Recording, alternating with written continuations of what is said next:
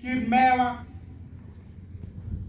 Lwak tigi chwak ilo elio tuju ka chere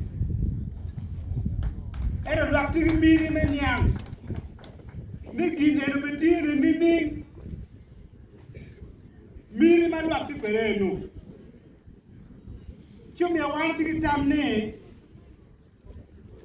miero Roco Paco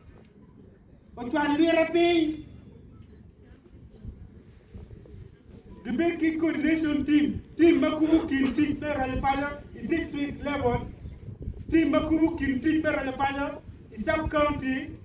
team Makumu Kimiti Roco Paco in parish.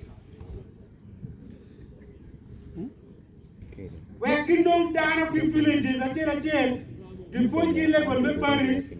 Kingdom Town of Gifungi level me sub-county, Kingdom Town of sub-county, Gifungi level me district. Gere ubero Lwak Roco Paco ikabere gini weki chwal kwa ade amwene ni weche piny